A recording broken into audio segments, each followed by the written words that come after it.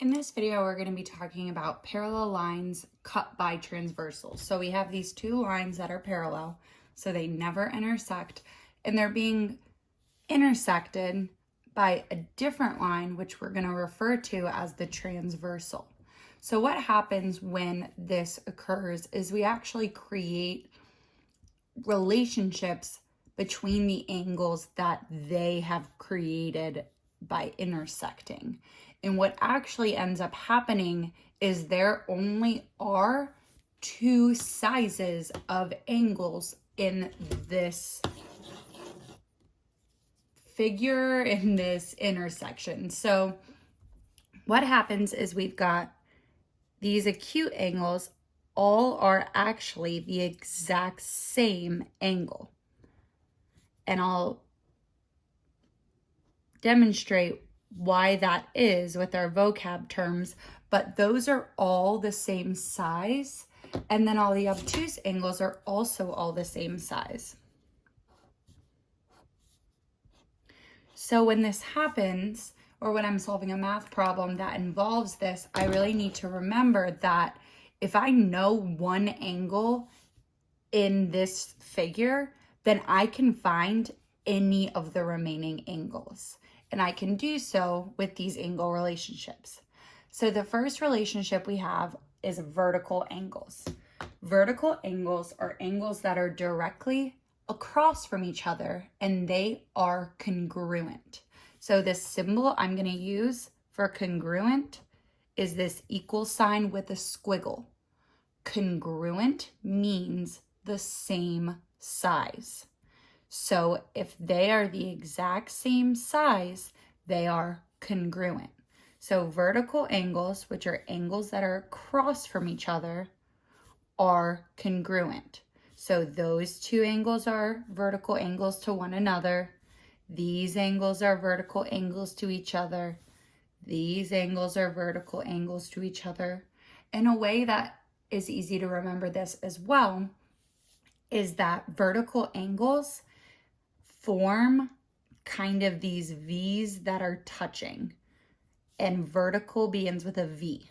So when we have our V's that are crossing, those are our angles that are across from each other, and those are going to be the exact same size. Our other relationship, or another relationship, is a supplementary angle. Supplementary angles add to be 180 degrees. So supplementary angles, when I add them together, they equal 180. So angles that form a straight line, because a straight line is 180 degrees, those are supplementary. So for example, this angle and this angle form a straight line when they're combined, because that's the straight line. So those two angles are supplementary. I also have an angle relationship that is called the alternate interior angles. And what that means is exactly what the name suggests. So alternate, so we're alternating sides, so different sides. Interior, which is inside. So inside of our parallel lines, these angles that aren't on the same side as each other, because if they were on the same side, it wouldn't be alternate, but are on the alternate sides of each other, that's what it's referring to. So alternate interior angles are also congruent. So we've talked about vertical angles. Vertical angles are equal. And then we have our supplementary angles, which helps me find out, if I know one of these angles, what the other is. And then I know alternate interior angles are congruent. So that actually helps me move over to this line, which would help me fill in the rest of the missing angles. Alternate exterior angles is the exact same thing like our alternate interior, except for they're on the outside of our parallel lines, because exterior means outside. So alternate exterior is just the angles that are not on the same side, but are on the alternate sides on the outside. These are also congruent. Then we have corresponding angles correspond. So essentially these are congruent because they're in the exact same position on one line as the other. So what you're thinking about is that if I have this angle here, then that's the angle formed by one of our parallel lines in the transversal. The other parallel line in the transversal formed that exact same angle. So this one on the same side as this are corresponding. Where consecutive, if we know what the word consecutive means, it means in a row. So right beside each other. So if they're consecutive angles, we're looking at angles that are side by side. So consecutive angles are actually supplementary as well. So consecutive angles add up to be 180 degrees because if you were to rearrange this figure that now is very colorful, you would see that these angles would add to be 180 degrees. So these terms are super important because sometimes it'll ask for the proof or for why you determined angles are certain sizes. But the more important part of knowing this is just knowing when you have parallel lines cut by a transversal, they only form two different size angles. So I know all of these acute angles are the same size and all of the obtuse angles are the same size. And then I also know that my obtuse and my acute are going to add to be 180 degrees. So you really only need to know the size of one angle to find all of the other ones in a problem like this. A way they could disguise a problem like this is by doing something like this. So if I have this much going on, this seems a whole lot more confusing than when we were looking at it just like this.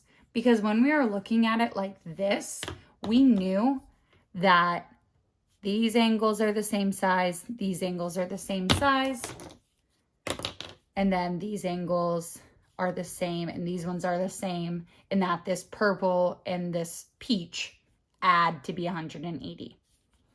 Unfortunately, we're adding another element, but that's okay because I can break it down to look like this. So if I separate it, and I know that we're looking specifically at this angle, because if I just add these two angles together, it gives me this angle, which is right here. And then I'm looking at this interior angle right here. Then I know I'm looking at one of our obtuse angles and one of our acute angles. And what I know about parallel lines cut by a transversal is that the bigger angle plus the little angle add to be 180. So if I look at it that way, I can solve this problem because I know that this angle is just these added together. So this angle is 3x plus 5 plus 4x plus 5. So this angle's total, if I combine my like terms, is 7x plus 10. And then they did give me this angle as well, which is x plus 10. And I just have to remember these rules that I talked about up here. I know that in this figure, my obtuse angles are equivalent to each other. They're congruent, they equal each other. And then my acute angles are equal to each other. And that the obtuse, so the green, plus the yellow, gives me 180. So I'm given this, which is my obtuse angle, and I know that plus my acute angle equals 180. So that's how I can solve for x. So I'm going to do 7x plus 10 plus x plus 10 equals 180. I'm going to draw my line and solve for x. My first step is to simplify my left side. I'm going to square and circle my terms so that I can combine like terms. I get 8x plus 20. That's as simple as it can go.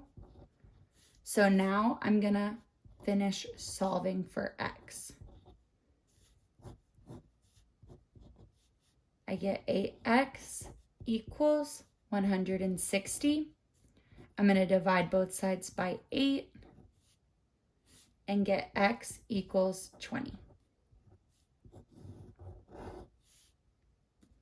And if I know that, I can plug in for 20 to any of these originals. So when we have problems that look like this and that have parallel lines cut by a transversal, the first thing we need to do is draw it out so that I can see clearly what equals each other and remember that these will add to be 180, because then I can solve any problems that look this complex.